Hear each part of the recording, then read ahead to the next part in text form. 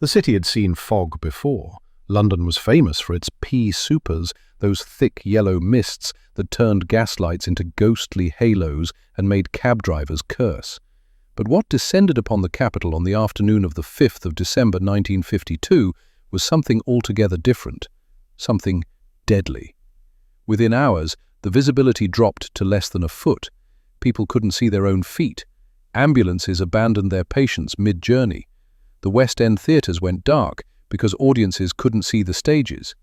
Cattle at Smithfield Market choked and collapsed in their pens, and in the hospitals, morgues, and cramped council flats across the city, people began to die. By the time the wind finally changed 5 days later, an estimated 12,000 souls had perished, with thousands more succumbing in the weeks that followed. The Great Smog of 1952 remains the deadliest air pollution disaster in British history. Yet for decades, the true scale of the catastrophe was hidden, downplayed, and deliberately obscured by those in power. This is the story of 5 days that changed Britain forever, and the shocking cover-up that followed. Chapter 1. The Perfect Storm Gathers. The winter of 1952 had arrived early, and it was bitterly cold. By late November, Londoners were burning coal at a ferocious rate, trying to heat their drafty homes and flats. Every fireplace, every factory furnace, every power station was consuming the cheap, sulphurous coal that had powered Britain's industrial might since the days of Stephenson and Brunel. The skies above the capital had long been stained with smoke, but this was simply accepted as the price of progress, the inevitable consequence of being the world's greatest industrial nation. The coal being burned that winter was particularly poor quality. Britain's finest coal was being exported to pay off war debts, leaving households with inferior, nutty slack, a low-grade fuel that produced prodigious amounts of smoke and sulfur dioxide. The newly nationalised electricity industry was burning this same inferior coal in vast quantities at the power stations ringing London, Battersea, Bankside, Greenwich. Each one pumped thousands of tons of pollutants into the air every single day. December began with clear, cold nights. The weather forecast on the BBC Home Service was unremarkable. Meteorologist James Stagg, who had famously advised Eisenhower on the D-Day weather, noted the formation of a high-pressure system over the southern England, but there was nothing particularly alarming in his reports. High-pressure systems were common in early winter. They brought still, calm conditions and often beautiful, clear skies. But meteorologists understood something that the general public did not. High pressure could create a phenomenon called a temperature inversion. Under normal atmospheric conditions, air temperature decreases with altitude, allowing warm air near the ground to rise and disperse pollutants. During an inversion, however, a layer of warm air acts as a lid, trapping cold air and all its pollution close to the ground. On Thursday, 4th December, the inversion began to form. The cold air settled into the Thames Valley like water, pooling in a basin. Above it, a layer of warmer air pressed down, creating an invisible ceiling. Any smoke rising from London's countless chimneys would rise only so far before hitting this barrier and spreading sideways, accumulating hour by hour. That evening, families across London sat down to their tea. They stoked their fires against the December chill. Factory workers clocked off their shifts as the furnaces continued to roar. The coal-fired trains of the Southern Railway chugged into Waterloo and Victoria, adding their emissions to the growing cocktail of pollutants. Nobody knew that by the following afternoon, London would be plunged into a darkness unlike anything in living memory. The perfect storm was about to break, but instead of rain and wind, it would bring something far more sinister. Chapter 2. The Killer Fog Descends. Friday, 5th December 1952, began like any other working day in post-war London. Commuters crowded onto buses and the Underground. Shopgirls arranged their displays on Oxford Street. In the city, clerks in bowler hats hurried to their offices in the Square Mile. The morning was cold and grey, with that familiar London dampness in the air, but nothing seemed particularly amiss. By lunchtime, however, shoppers on Regent Street began to notice something odd. The familiar smoke that usually hung over the capital seemed thicker than usual, yellower. Some commented that visibility was poor, but London fog was nothing new. People carried on with their business, perhaps pulling their scarves a little tighter against the acrid air. Then, shortly after 2 p.m., the fog truly descended. It came with terrifying speed. Within an hour, visibility in central London dropped from several hundred yards to mere feet. But this was no ordinary fog. It had a peculiar yellow-green color, thick and greasy. It smelled of coal smoke and sulfur, catching in the throat and making the eyes stream. Some described it as tasting metallic, like sucking on a tarnished penny. The effect on the city was immediate and catastrophic. Motorists abandoned their vehicles in the middle of the road, unable to see even their own bonnet ornaments. Bus conductors walked in front of their buses with torches, trying to navigate familiar routes that had become alien landscapes. They gave up after a few hundred yards. By 4 p.m., most of London Transport's buses had been withdrawn from service. The Underground became the only viable means of transport, and thousands crammed below ground, seeking refuge from the choking fog. But even there, visibility was affected. At some of the shallower stations, the fog seeped down the escalators, creating an eerie yellow glow in the usually bright white-tiled passages. Above ground, the chaos intensified as darkness fell. Streetlights, recently converted from gas to electricity, were invisible beyond a few feet. Those brave or foolish enough to venture out found themselves lost within yards of their own front doors. In Piccadilly Circus, the famous illuminated advertising signs, only recently switched back on after the war blackout, were utterly invisible. People walked with their arms outstretched like sleepwalkers, feeling their way along walls and railings. The West End theatres faced an unprecedented crisis. At Sadler's Wells, a performance of La Traviata had to be abandoned because the audience couldn't see the stage, despite sitting in the stalls. The film Moulin Rouge was showing at the Leicester Square Odeon, but patrons stumbled out after 20 minutes, complaining they couldn't see the screen. The management offered refunds without argument. Even the prostitutes of Soho gave up and went home. There was simply no visibility in which to conduct business. Emergency services ground to a halt. Ambulances set out to collect patients, but became hopelessly lost, their drivers unable to navigate even with local knowledge. One ambulance crew took 4 hours to travel 2 miles, only to find their patient had already died while waiting. Fire engines couldn't find burning buildings despite seeing the glow of flames. Firemen arriving on foot sometimes had to form human chains to avoid getting separated from their engines. At St. Thomas's Hospital, directly across the river from the Houses of Parliament, casualty admissions began to spike. Doctors initially assumed they were seeing the usual winter bronchitis cases, perhaps a bit worse than normal. Dr. Robert Waller, a young physician on duty that night, later recalled his growing alarm as patient after patient arrived gasping for breath, their lips blue with cyanosis. The hospital's oxygen supplies were depleted within hours. In the East End, the situation was even worse. The terraced houses and cramped streets trapped the fog, creating pockets where visibility was measured in inches rather than feet. Mrs. Ethel Davies of Stepney later described trying to get home from the corner shop, a journey of perhaps 30 yards. "I couldn't see my own hand in front of my face," she remembered. "I walked straight into a lamppost and broke my nose. I had to crawl the rest of the way home on my hands and knees, feeling for the curb." At Smithfield Market, where livestock was brought in for slaughter, cattle were dropping dead in their pens.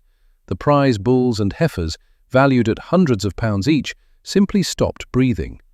Market workers, many of them veterans of the Blitz, said they'd never seen anything like it. The government minister responsible for health, Harold Macmillan, was attending a party in Belgravia when reports of the fog began to reach Whitehall. He dismissed the initial concerns. London fog was hardly news, after all. It was part of the city's character, romanticized in Sherlock Holmes stories and Turner paintings. How bad could it really be? By midnight on that first night, hospital admissions for respiratory problems had tripled. Undertakers were beginning to receive calls that would, over the next few days, overwhelm their capacity. And still the fog thickened, pressing down on the city like a suffocating blanket. But the horror was only beginning. What happened over the next 4 days would shock the nation, if anyone could see clearly enough to witness it. Chapter 3. A City Brought to its Knees. Saturday, 6th December, should have been one of the busiest shopping days before Christmas. Instead, London was a ghost city, its streets emptied by an enemy more insidious than anything the Luftwaffe had thrown at it a decade earlier. The fog had intensified overnight, if such a thing was possible. In some areas, visibility was down to 6 inches. People reported being unable to see their own feet as they walked. The acrid, yellow-black murk had penetrated everywhere, seeping through window frames, under doors, down chimneys. Families woke to find the inside of their homes filled with smog, their wallpaper yellowed, their curtains reeking of sulphur. Those who absolutely had to venture out told tales that seemed to belong to a nightmare. Mr. Arthur Dobson, a postman from Lewisham, later recounted his delivery round that Saturday.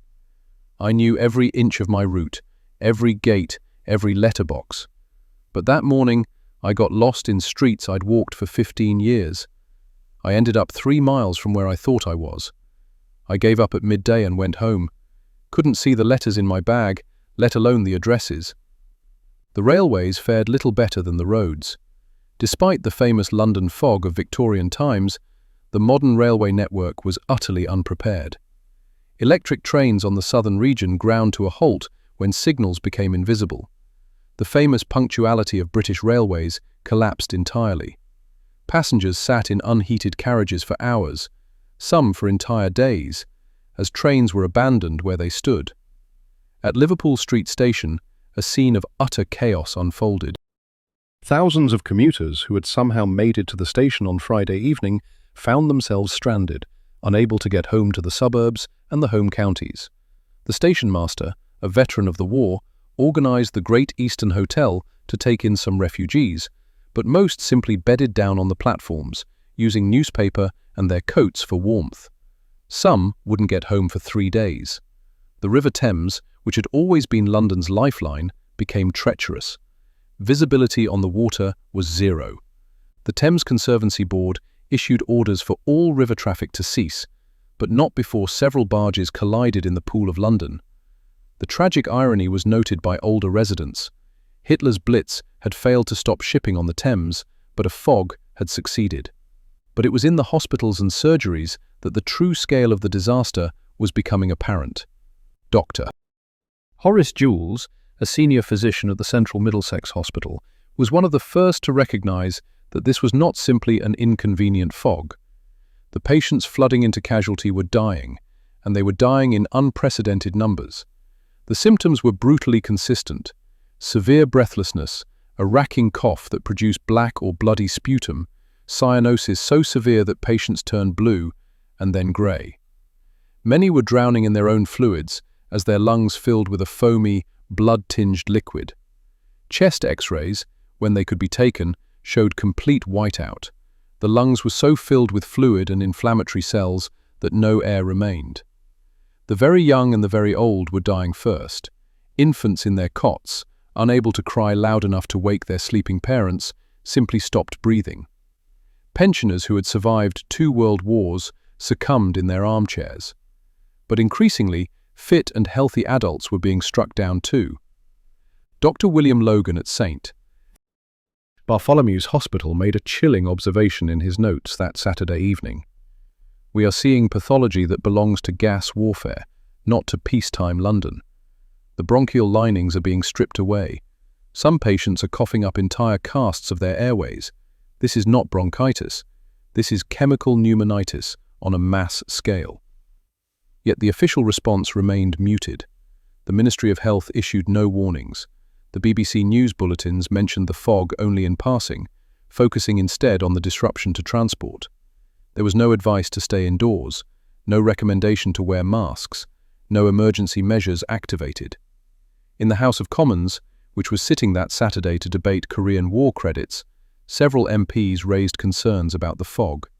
James Callaghan, the young Member of Parliament for Cardiff South, asked whether the government was monitoring the health effects. The government's answer was dismissive.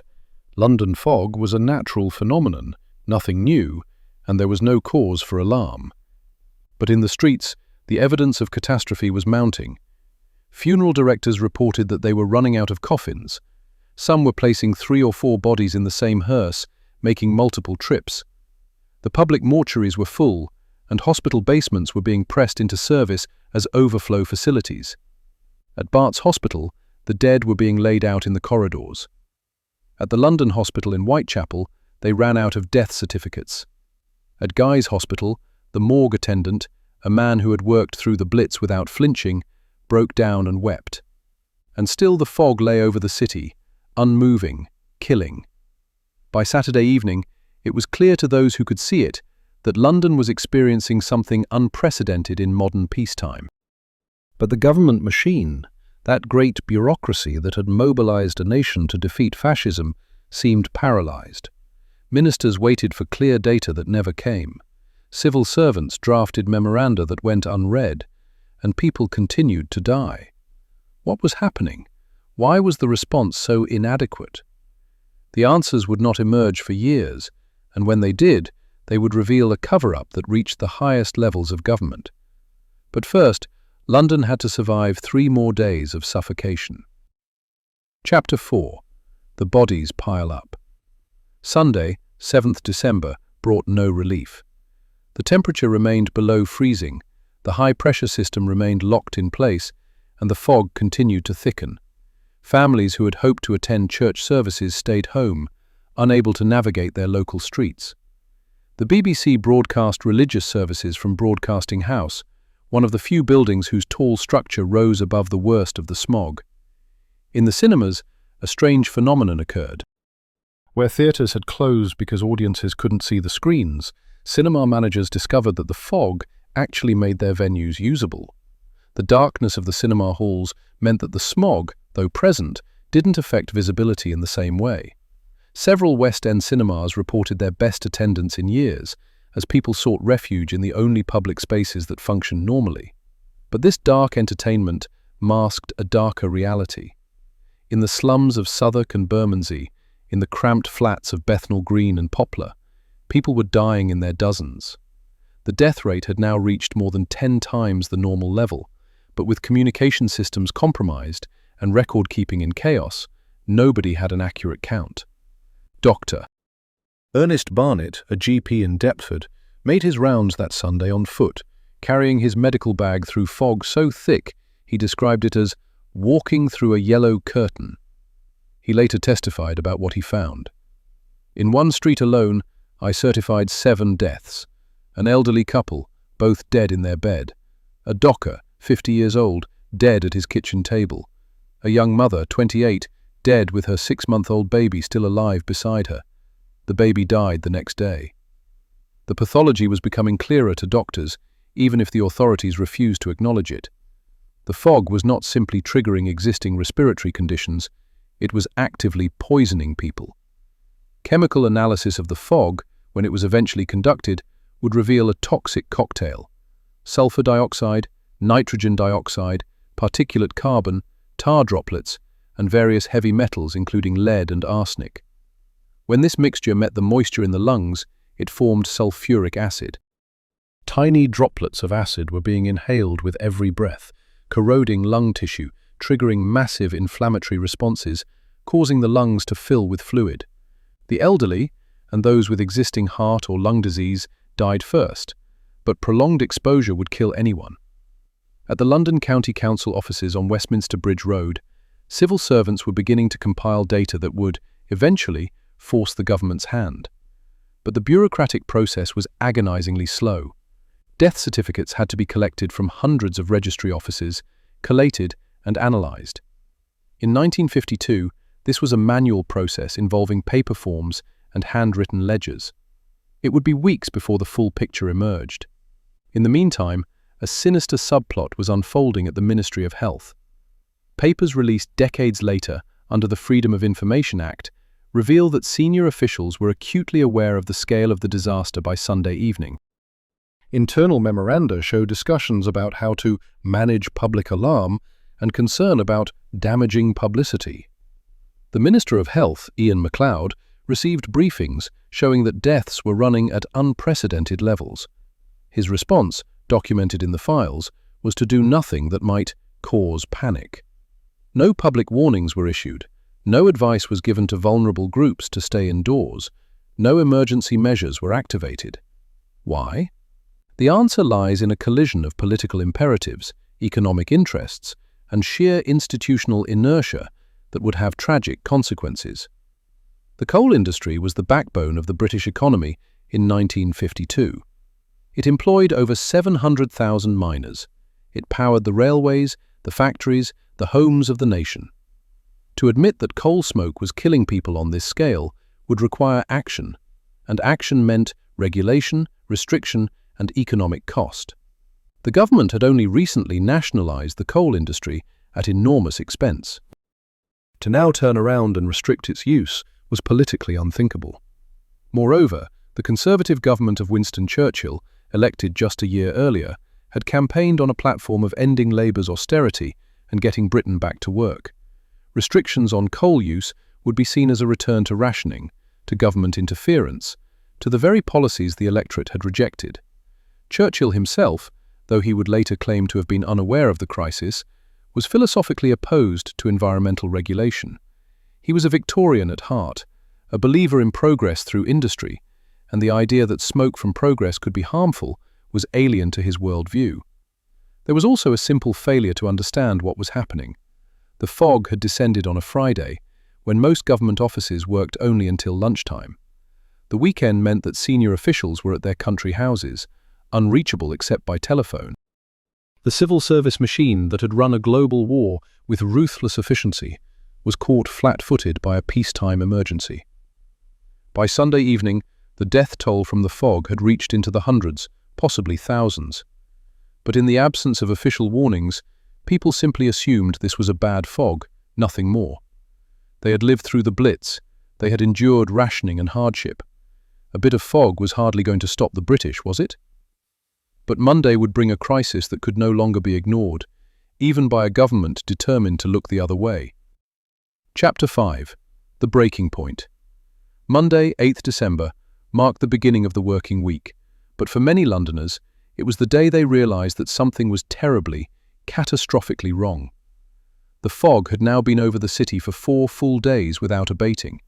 If anything, it had grown worse, with some reports of visibility below 3 inches in the East End.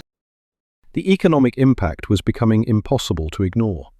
The Port of London, one of the world's busiest harbours, was completely paralysed. Ships sat at anchor in the Channel, unable to navigate the Thames. Those already in dock couldn't be loaded or unloaded. The City of London, the financial heart of the nation, was operating at perhaps a third of its normal capacity. Clerks who did make it to their offices in the square mile described working by candlelight because the electric lights simply illuminated the fog inside the buildings, making it impossible to see. The coal-fired power stations, which were the very source of the pollution, began to experience their own crisis. The fog was so thick that it was being sucked into the boiler rooms, mixing with the coal dust and creating a slurry that clogged the machinery. Battersea Power Station, the iconic Art Deco building on the South Bank, had to reduce output. Bankside Power Station, which would later become Tate Modern, nearly shut down completely. At Smithfield Market, the death toll among cattle had reached 150 head, valued at thousands of pounds. But more disturbing was what the veterinary pathologists found when they examined the carcasses. The animals' lungs were completely destroyed, dissolved into a foamy, bloody mess. If this was what the fog was doing to cattle, what was it doing to humans? The hospitals were now in crisis. Every available bed was filled. Corridors were lined with patients on trolleys, gasping for breath. Oxygen supplies were rationed. Nurses worked double and triple shifts, and still they couldn't keep up with the influx. At St. Thomas's Hospital, medical students were pulled from their studies to help move bodies from the wards to the morgues. Dr. Geoffrey Flavel, a thoracic surgeon at the Royal Free Hospital, made a decision that Monday morning that would later be seen as heroic but was at the time considered radical. He ordered his staff to set up improvised oxygen tents using plastic sheeting and electric fans with filters. This simple intervention saved dozens of lives, but it was a stopgap measure, like bailing out a sinking ship with a teacup. The undertakers of London were overwhelmed. The London Cooperative Society, which handled funerals for much of the working class, reported that they had received more death notifications in 4 days than they normally handled in a month. They were running out of coffins, running out of hearses, running out of grave space. Some funeral directors began storing bodies in ice houses and cold storage facilities borrowed from butchers and fishmongers. In Parliament, the pressure was building. Labour MPs, representing the poorest constituencies where the death toll was highest, demanded answers. Why had there been no warnings? Why were there no emergency measures? What was the government doing? The government's response was evasive. Parliamentary Secretary for Health, Kenneth Robinson, rose in the Commons to say that the fog was an act of God, and that while it was unfortunate, there was little the government could do. This answer satisfied no one. MP Charles Simmons, representing the devastated constituency of Silvertown in the East End, rose to say that his surgery had been inundated with widows and orphans. He accused the government of criminal negligence. But behind the scenes, something was finally happening. The Ministry of Health had compiled preliminary data showing that deaths in London had spiked to at least 5 times the normal rate, possibly higher. The exact number wouldn't be known for weeks, but it was clear that hundreds, probably thousands, had died. A crisis meeting was called for Monday evening. Present were senior officials from the Ministry of Health, the Ministry of Fuel and Power, responsible for the coal industry, the London County Council, and representatives from the police and fire brigade. Also present was the government's chief medical officer, Sir John Charles, a career civil servant with no background in environmental health. The minutes of this meeting, only released in the 1990s, make for chilling reading. Sir John acknowledged that a considerable number of excess deaths had occurred, but argued that most of these were in people who were already vulnerable and might have died soon anyway. He recommended against any public warnings, saying they would cause alarm without providing any practical benefit. The representative from the Ministry of Fuel and Power was more blunt. Any suggestion that coal smoke was responsible would damage public confidence in the recently nationalised coal industry and might provoke industrial action by miners who would see it as an attack on their livelihoods. It was decided that the government would take no immediate action beyond monitoring the situation. No public health warnings would be issued. No emergency measures would be implemented. The official line would be that this was simply an unusually severe fog of the type London had experienced many times before. This decision would have consequences that echoed for decades. By Monday evening, the weather forecasters had some good news at least. The high-pressure system was beginning to weaken. A weather front was approaching from the Atlantic, bringing wind and rain that would finally disperse the fog. But it was expected to take another 24 hours to arrive. One more day. One more night of the killer fog. How many more would die before the wind changed? Chapter 6. The Wind Changes. Tuesday, 9th December 1952, began much like the previous 4 days, cold, dark, and choking. But by mid-morning, those with sensitive ears could hear it, a gentle stirring in the air, the first whisper of wind in 4 days. The temperature began to rise slightly. The pressure system that had held London in its suffocating grip was finally weakening. By noon, the fog began to thin, though it would be evening before visibility improved significantly. Londoners emerged from their homes like survivors of a siege, blinking in the sudden brightness as patches of actual sky became visible for the first time in 96 hours. The dispersal of the fog revealed a city transformed. Statues, buildings, trees, everything was coated in a thick layer of greasy black soot. White buildings had turned grey. The stone lions in Trafalgar Square were black as coal. Nelson's Column looked as though it had been dipped in tar. The famous red buses of London Transport were dull orange, their paint corroded by the acid in the fog.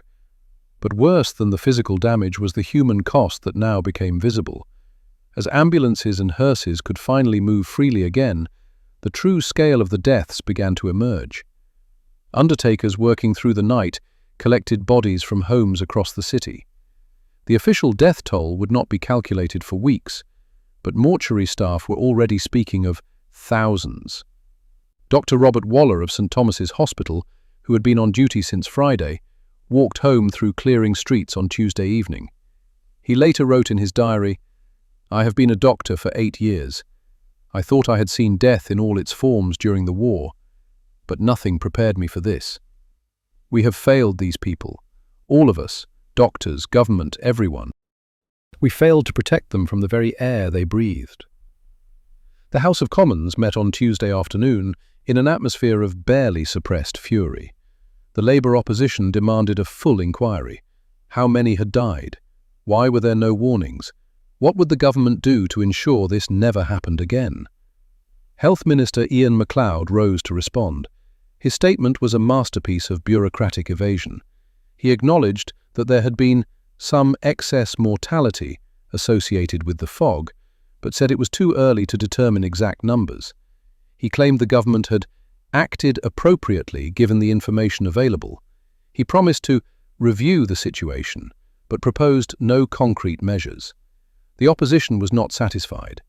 Alice Bacon, the fiery Labour MP for Leeds, compared the government's response to Nero fiddling while Rome burned. She was shouted down by Conservative backbenchers, but her point had struck home. The newspapers, which had largely ignored the fog while it was happening, now began to wake up to the story. But even as the fog cleared and the full horror became apparent, the government was already preparing its defence. A memo circulated among senior civil servants made the strategy clear. Minimise, deflect, and above all, do not acknowledge that coal smoke was the primary cause. To do so would be to admit that government policy, the reliance on coal, the lack of environmental regulation, had killed thousands of British citizens. The official death count, when it was eventually published in March 1953, was given as 4,000. Even this shocking figure was a significant underestimate. Detailed analysis conducted decades later, using modern epidemiological methods, suggests the true death toll was closer to 12,000 when excess deaths in the weeks following the fog are included. Who were these victims? The statistical record is cold and impersonal, but behind every number was a story. There was James Briggs, age 68, a retired docker from Limehouse, who had survived the Blitz only to suffocate in his own home. There was Mary O'Connor, age 24, a young mother from Southwark who left 3 children orphaned. There was little Thomas Jennings, 8 months old, from Stepney, who simply stopped breathing in his cot while his mother slept, exhausted from caring for him through the fog. The deaths were not evenly distributed. The poorest neighbourhoods suffered the most. In Bermondsey, the death rate was 3 times higher than in Kensington. Those living in ground-floor flats, closer to the concentrated pollution, died at higher rates than those in upper floors. Children and the elderly died in disproportionate numbers, but so too did those with existing respiratory conditions, including many veterans of the trenches of World War I, whose lungs had been damaged by poison gas. The economic cost was also staggering, though it received less attention. The fog had shut down the capital for nearly a week. The loss in productivity, in shipping delays, in medical costs, ran into tens of millions of pounds, equivalent to billions today. But this was a cost that could be calculated, measured, and eventually absorbed. The human cost was immeasurable. As Tuesday evening turned to night and the sky cleared enough to reveal stars for the first time in 5 days, London began to return to a semblance of normality. Buses ran, trains departed on time, the markets reopened, the West End theatres put on their shows. Life, as they say, went on. But for tens of thousands of people, life would never be the same. The bereaved families, the children orphaned, the survivors left with permanent lung damage, they would carry the scars of those 5 days forever. And hanging over all of them was a question that demanded an answer. How could this have happened in one of the world's most advanced nations? And perhaps more importantly, what would be done to ensure it never happened again? The answers to those questions would take years to emerge and would reveal a story of denial, obfuscation, and eventual redemption that is perhaps as remarkable as the disaster itself. Chapter 7. The cover-up begins.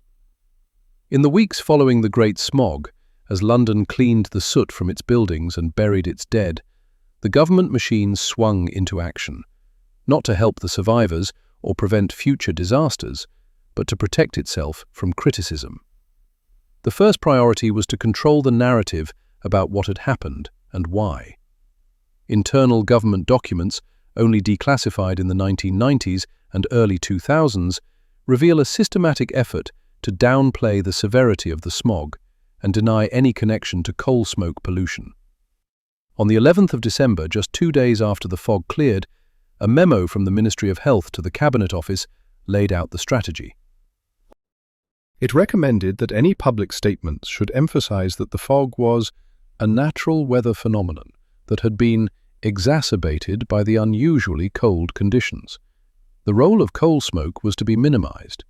Under no circumstances should the government acknowledge that its policies on coal use had contributed to the deaths. This strategy was implemented ruthlessly. When Dr. Wilfred Hunt, the medical officer for the London County Council, prepared a report showing clear evidence that sulfur dioxide from coal combustion was the primary cause of death, he was instructed by the Ministry of Health to revise his findings. The final published version was watered down to say merely that pollution may have played a role, alongside natural fog. The official death toll became a particular focus of manipulation. The initial estimate of 4,000 deaths was based only on deaths occurring during the 5 days of the fog itself. It did not include the thousands who died in the weeks that followed from conditions triggered or exacerbated by the smog. This was not an oversight, it was a deliberate choice. Sir Harold Himsworth, one of Britain's leading medical researchers, wrote to the Chief Medical Officer in January 1953, pointing out that excess mortality continued for at least 6 weeks after the fog cleared. He estimated that the true death toll was likely 3 times the official figure. His letter was acknowledged but ignored. The 4,000 figure remained the official count for nearly 50 years. The press, for the most part, went along with the official narrative. The Times described the fog as one of nature's occasional demonstrations of her mastery over man. The Daily Telegraph opined that while regrettable, such events are beyond the control of government. Only a few voices, mostly in the left-wing press, suggested that the disaster was man-made and preventable. But while the government worked to control the public narrative, something else was happening behind closed doors. A small group of reformers within the civil service, appalled by what they had witnessed, began to push for change. The key figure was Sir Hugh Beaver, an engineer who had been knighted for his work on the war effort and who now sat on several government advisory committees. Beaver had been in London during the smog and had seen firsthand the chaos and death it caused. He was not a man to be fobbed off with evasions. In January 1953, Beaver demanded that the government establish a formal inquiry into the disaster.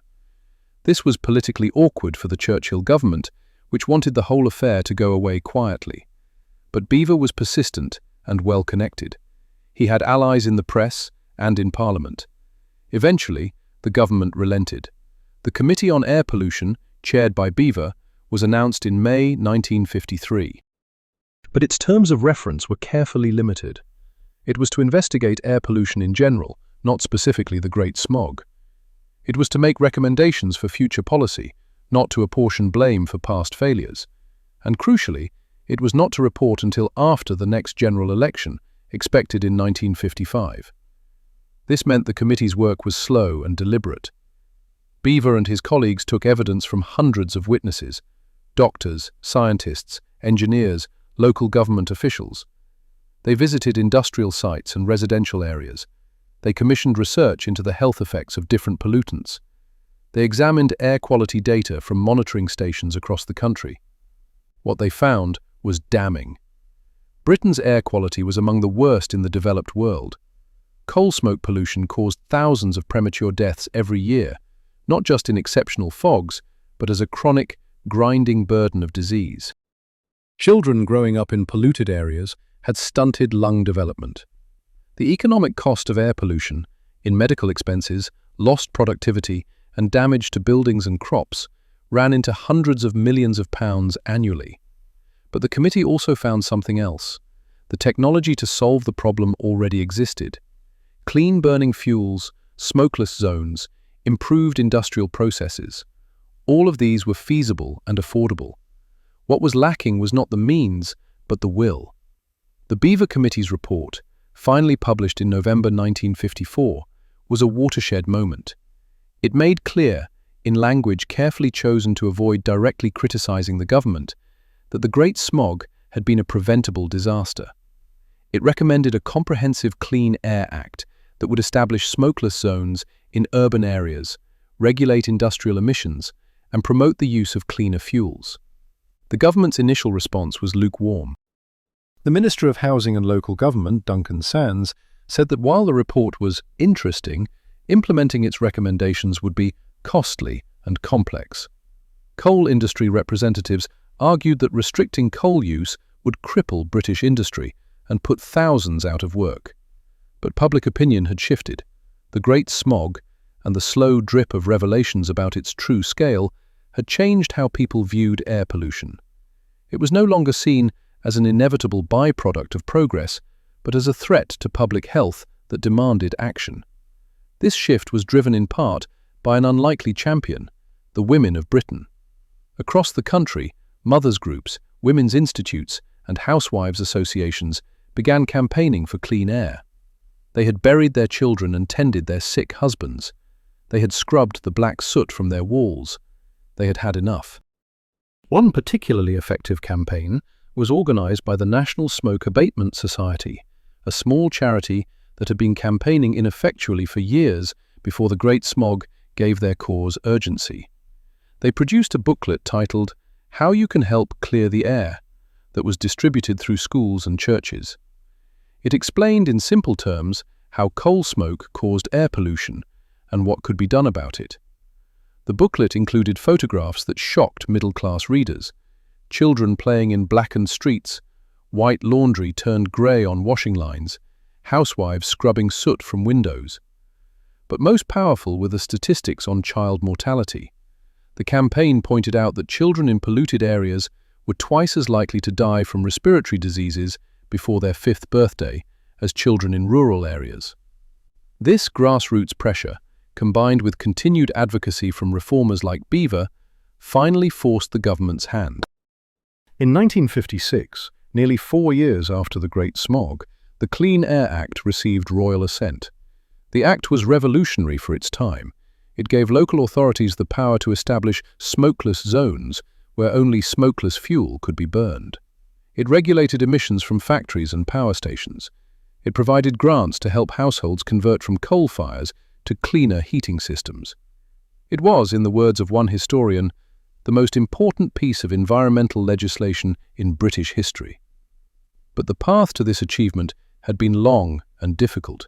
Thousands had died, and for years their deaths had been minimized and explained away. The government had chosen political expediency over public health. The full truth had been suppressed and obscured. Even with the act passed, implementation was slow. Converting millions of homes from coal fires to cleaner systems would take decades. The smokeless zones were phased in gradually, starting with the most affluent areas. The poorest neighborhoods, where the death toll from the Great Smog had been highest, were often the last to benefit from clean air reforms. Yet despite these limitations, the Clean Air Act of 1956 marked a turning point. It established the principle that clean air was a right, not a luxury. It showed that environmental protection and economic progress need not be in conflict. And it demonstrated that determined citizens, armed with facts and motivated by grief and anger, could force even a reluctant government to act. The legacy of the Great Smog was thus paradoxical. It was a story of catastrophic failure, of government negligence, of bureaucratic denial, of thousands of preventable deaths. But it was also a story of eventual redemption, of reforms won through persistence, of a nation learning from its mistakes, of progress emerging from tragedy. Chapter 8. The Hidden Victims. While the Clean Air Act represented a victory, the human cost of the Great Smog continued to reverberate long after the legislation was passed. The thousands who died in December 1952 were not the only victims. An entire generation bore the physical and psychological scars of those 5 days, and their stories have only recently begun to be fully told. In 2002, 50 years after the smog, a research team led by Professor Michelle Bell at Yale University conducted a groundbreaking study using newly available data. They discovered something that had been suspected but never proven. The health effects of the Great Smog extended far beyond the immediate aftermath. People exposed to the smog as children showed increased rates of asthma, bronchitis, and other respiratory diseases throughout their lives. Those exposed in utero, the unborn children whose mothers had breathed the toxic air, had lower birth weights and higher rates of developmental problems. The psychological trauma was equally long-lasting. In 2012, a research project led by King's College London interviewed survivors of the smog, then in their 70s and 80s. Many described symptoms consistent with what we would now recognize as post-traumatic stress disorder, flashbacks to the darkness and helplessness, anxiety during foggy weather, nightmares of suffocation. Mrs. Eleanor Wright, who was 17 during the smog and living in Bermondsey, described her experiences to the researchers. "I can still remember the terror of not being able to breathe. I was a healthy girl, a dancer, but that fog nearly killed me. For years afterwards, any hint of fog would send me into a panic. Even now, 60 years later, I keep my windows shut tight when it's misty." The class dimension of the disaster also became clearer with time. Detailed analysis of death records showed that the wealthy areas of London, Kensington, Chelsea, Westminster, had death rates only slightly above normal during the smog. But in the working-class areas of the East End, South London and the Docklands, death rates were catastrophic, sometimes 10 times the norm. This disparity was not simply a matter of existing health differences, though those played a role. The wealthy lived in better ventilated houses, often with central heating rather than coal fires. They had access to private doctors and could afford to leave London if they chose. Many of the upper classes were simply not in London at all during the smog. They were at their country estates or had fled when the fog became severe. The working poor had no such options. They lived in cramped terrace houses and council flats where the fog penetrated every crack. They worked in factories and docks where they had no choice but to breathe the toxic air. They couldn't afford private medical care and had to queue for hours at overwhelmed public hospitals. They died in greater numbers because their poverty made them vulnerable. This inequality was not lost on social reformers of the time. Aneurin Bevan, the architect of the National Health Service, and by 1952 a Labour opposition MP, spoke bitterly in Parliament about the class nature of air pollution. He pointed out that the wealthy could always escape to clean air, while the poor suffocated in industrial slums. But perhaps the most poignant victims of the Great Smog were those who died without ever being counted.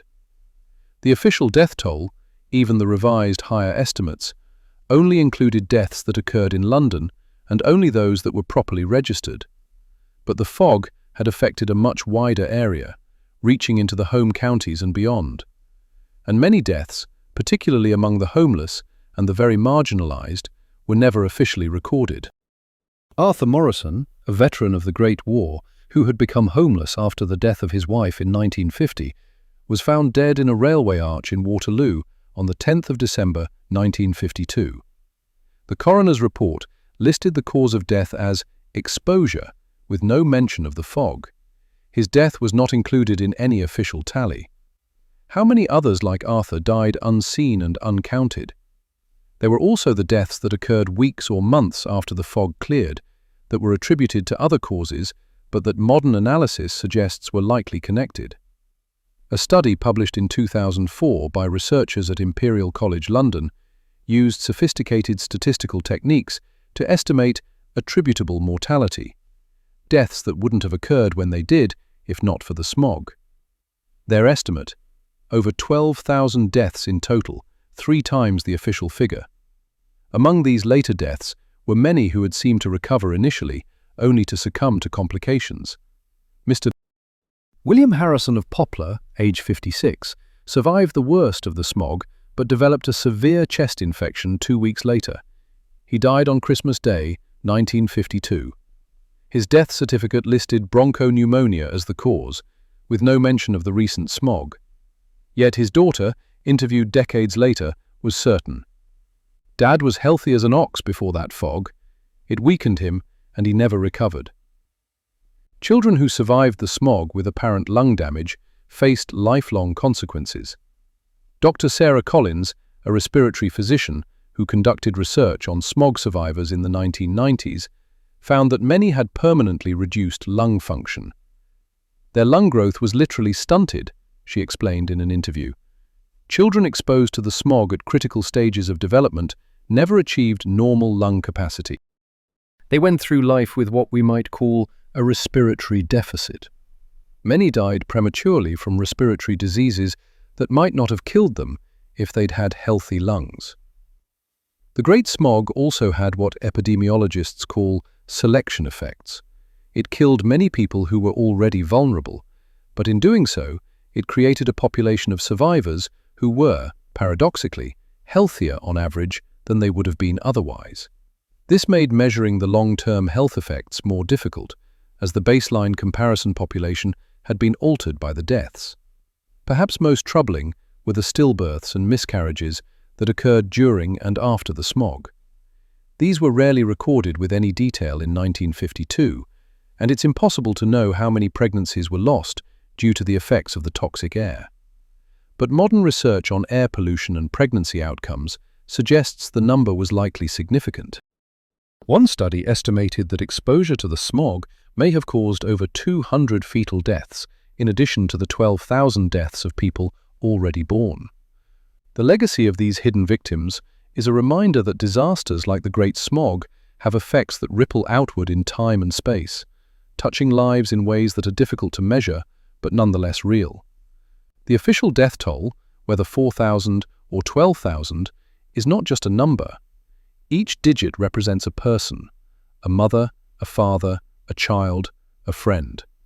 Each death left behind grieving families, disrupted communities, futures unrealized. And each of those deaths was preventable. This is perhaps the most bitter pill to swallow about the Great Smog. It was not an act of God, despite what the government claimed at the time. It was not an unavoidable natural disaster. It was the direct result of policy choices. The decision to prioritize industrial production over public health, to export the best coal and burn the worst, to ignore the warnings of public health experts, to dismiss air pollution as merely an aesthetic nuisance rather than a deadly threat. Chapter 9. The International Awakening. While Britain struggled to come to terms with its own tragedy, the Great Smog of 1952 sent shockwaves around the world. For the first time, industrial nations were forced to confront the possibility that their economic progress might be killing their citizens. The disaster did not go unnoticed internationally, despite the British government's attempts to downplay it. American newspapers gave it prominent coverage, with the New York Times running a front-page story on the 9th of December, headlined, "London Fog Death Toll Mounting." The article, filed by their London correspondent, described scenes of chaos and death that contrasted sharply with the more restrained coverage in the British press. In the United States, the Great Smog triggered immediate concern because American cities were experiencing similar, if less severe, pollution problems. Los Angeles had already gained notoriety for its smog, though the causes there were different, primarily automobile exhaust rather than coal smoke. Industrial cities like Pittsburgh, Cleveland, and Gary were shrouded in coal smoke, just as London had been. The response was swift. In 1955, the US Congress passed the Air Pollution Control Act, the first federal legislation addressing air quality. While relatively weak by modern standards, it merely authorized research and provided technical assistance to states. It marked the beginning of American federal involvement in environmental regulation. But it was the Donora incident that had really primed American awareness. In October 1948, a small industrial town in Pennsylvania had experienced its own killer smog. Over 5 days, 20 people died and thousands became ill when a temperature inversion trapped pollutants from the town's steel mills and zinc works. The similarities to London's disaster 4 years later were striking, and Donora became a rallying cry for American clean air advocates. Dr. Devra Davis, an environmental health scientist who grew up near Donora and whose grandparents lived through that disaster, has spent decades studying these events.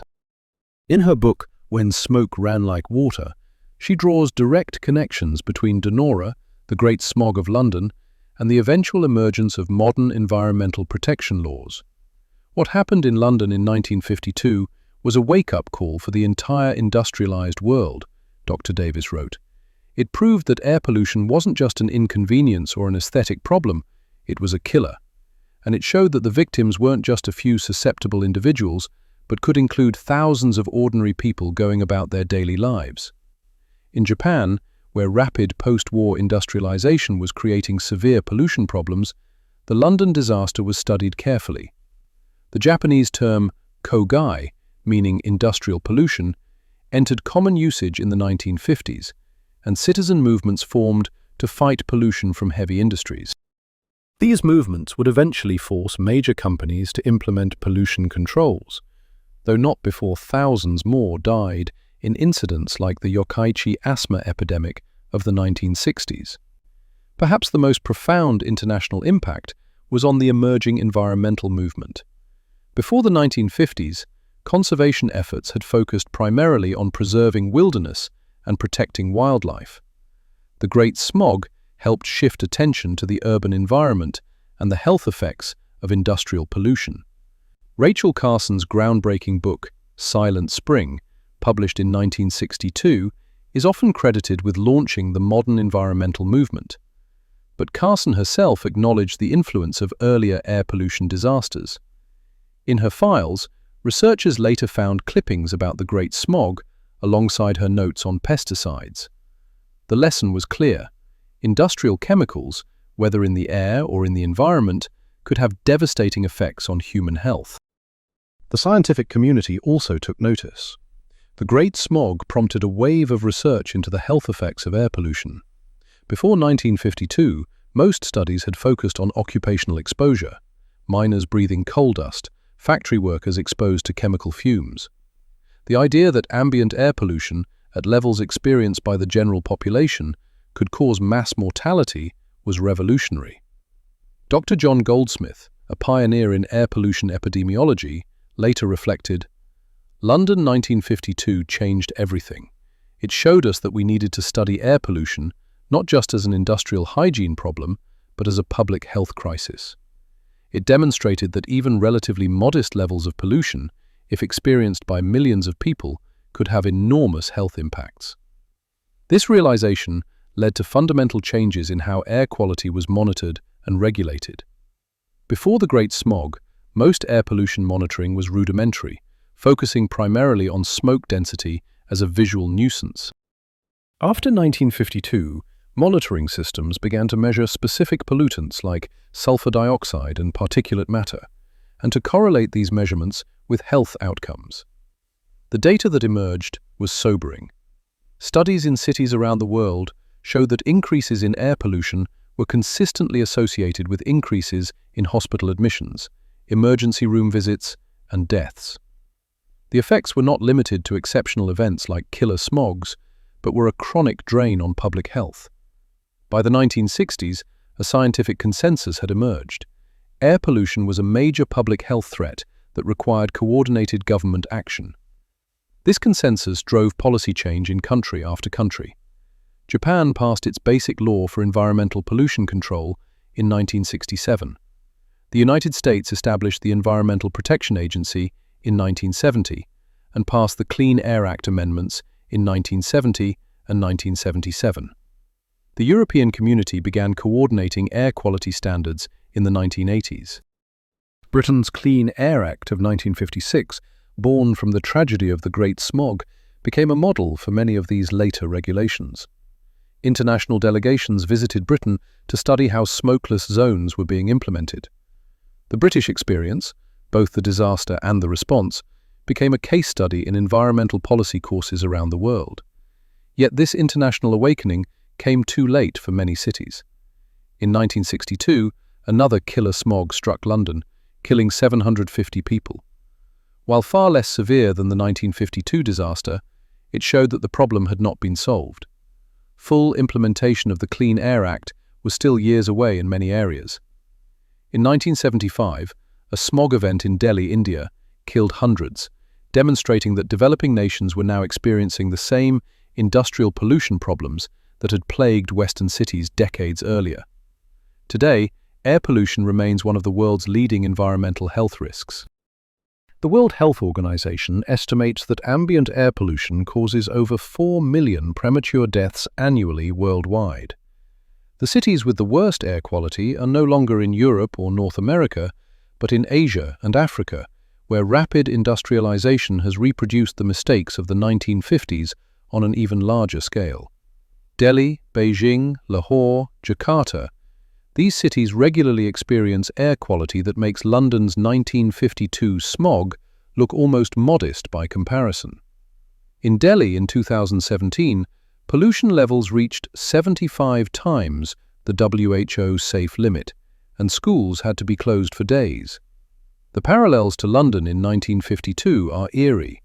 The same temperature inversions trapping pollution, the same respiratory problems, the same calls for government action met with economic concerns. "We're making the same mistakes all over again," said Dr. Maria Neira, Director of Public Health at the WHO, in a 2019 interview. The difference is that now we know better.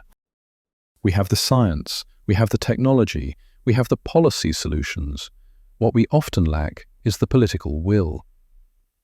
The Great Smog of 1952 thus remains relevant not just as a historical curiosity, but as a continuing warning. It demonstrates what can happen when economic interests are prioritized over public health, when governments ignore scientific warnings, when the costs of pollution are borne by those least able to protect themselves. Chapter 10. Legacy and Lessons. On the morning of the 5th of December 2002, exactly 50 years after the Great Smog began, survivors and descendants gathered at St. Paul's Cathedral in London for a memorial service. The turnout was larger than organisers had expected. Over 1,500 people filled the pews, many elderly, some in wheelchairs, all coming to remember. The service was a mix of mourning and celebration. Mourning for the thousands who had died, celebration for the clean air that Londoners now enjoyed. The contrast could not have been starker. On that December morning in 2002, visibility was clear for miles. The air, while not perfect, was immeasurably cleaner than it had been half a century earlier. The Bishop of London, in his sermon, spoke of a tragedy that changed a nation.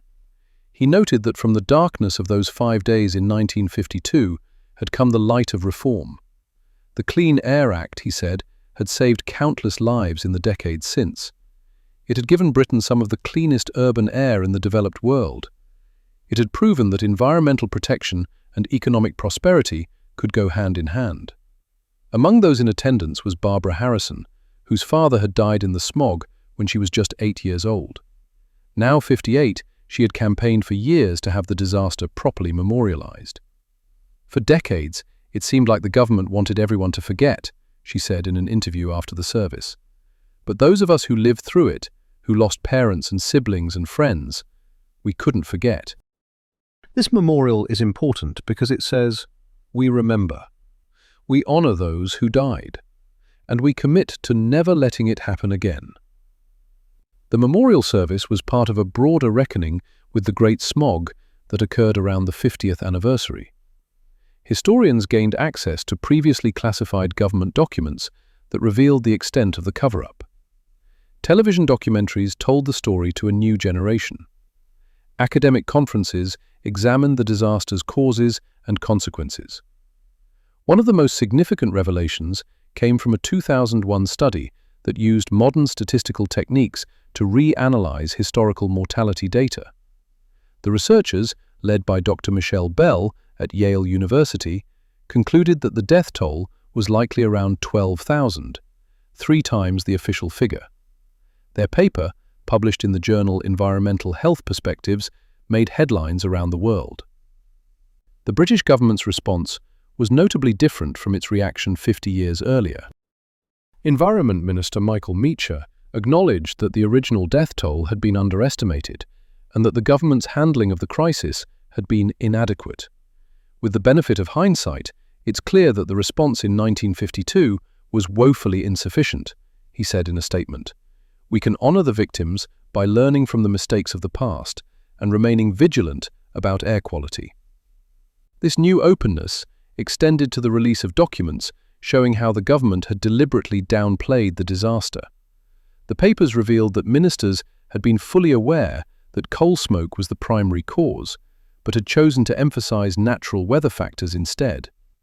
They showed that scientists who tried to publicize the true death toll had been discouraged, and that the official statistics had been manipulated to make the disaster seem less severe. For some survivors and families, these revelations brought anger. My mother died in that smog, said John Patterson, aged 60 in 2002. For 50 years, we were told it was just an unfortunate act of God. Now we find out it was preventable, that the government knew how bad it was and covered it up. That's hard to accept. Others found the revelations cathartic. Eleanor Wright, the former dancer who had nearly died in the smog, said, "I always knew there was more to the story than we were told.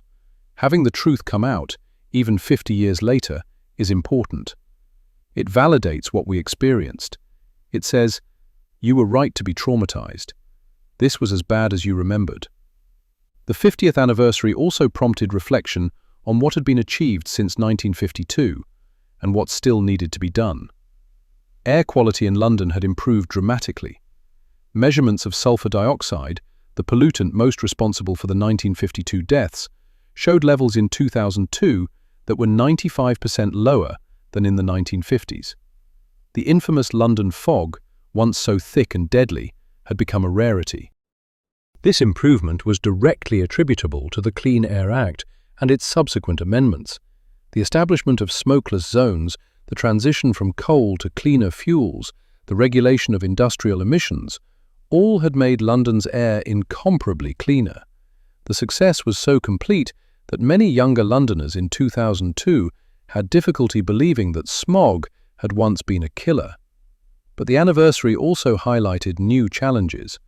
While coal smoke pollution had been largely eliminated, vehicle exhaust had emerged as a major concern. Nitrogen dioxide and particulate matter from diesel engines were causing thousands of premature deaths annually. The problem had changed, but it hadn't disappeared.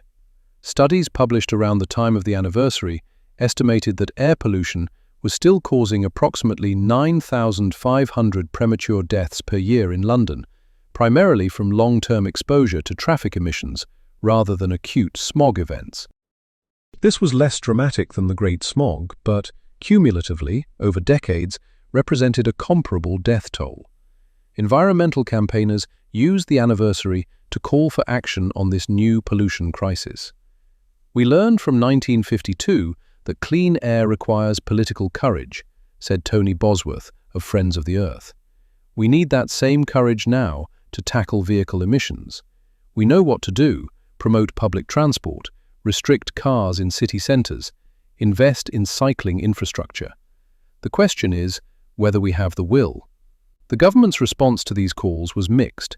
London introduced a congestion charge in 2003, partly justified on air quality grounds. Stricter vehicle emission standards were phased in gradually. But progress was slow, hampered by the same tension between environmental protection and economic concerns that had delayed action in 1952. This tension highlighted a fundamental lesson from the Great Smog. environmental disasters rarely occur in isolation from political and economic contexts. The smog of 1952 was not simply a meteorological accident. It was the product of specific policy choices about fuel, about regulation, about whose health mattered. And the response, both immediate and long-term, was shaped by political calculations about electoral consequences, economic interests, and bureaucratic inertia. Yet the Great Smog also demonstrated that change was possible. The Clean Air Act of 1956, despite its limitations and slow implementation, fundamentally transformed Britain's urban environment. It showed that environmental regulation could work, that industry could adapt, that cleaner air was achievable.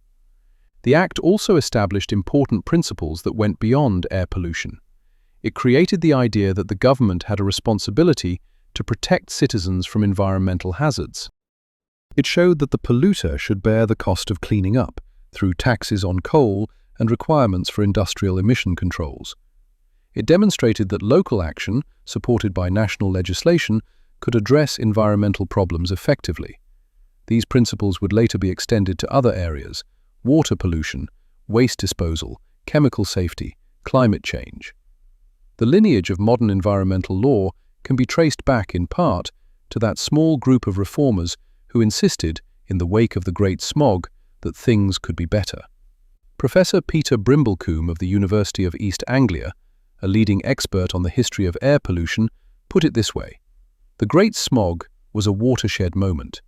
It marked the transition from accepting pollution as inevitable to demanding that it be controlled. It changed public attitudes, scientific understanding, and government policy."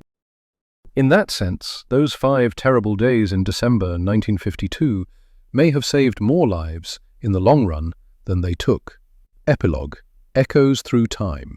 London today is a vastly different city from the one that choked in December 1952. The coal fires that once burned in every hearth have been replaced by central heating. The factories and power stations that ringed the city have largely closed or moved. The Thames, which once ran black with industrial waste, teems with fish. The air, while still imperfect, is cleaner than it has been since before the Industrial Revolution. Yet, echoes of the Great Smog remain. In the archives of the British Library, researchers can still find the yellowed newspapers from that December week, their pages brittle with age, but their accounts as stark as ever.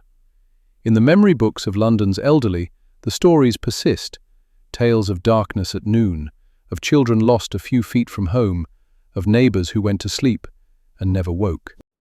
In 2019, a remarkable discovery was made at the Tower of London. Restorers cleaning the White Tower found, beneath layers of modern paint, walls stained black by the smog of 1952. The soot had penetrated so deeply into the stone that even nearly 70 years later it couldn't be completely removed. It remains there still, a physical reminder of those 5 days embedded in the very fabric of the city's history. The human legacy is equally indelible. The generation born in London in the late 1940s and early 1950s still carries the marks of the smog in their health records. Studies following these individuals into their 70s and 80s have shown persistently higher rates of respiratory disease, even among those who were only infants during the disaster. Dr. Jonathan Grigg, a paediatric respiratory physician at Queen Mary University of London, has studied the effects of air pollution on children for decades.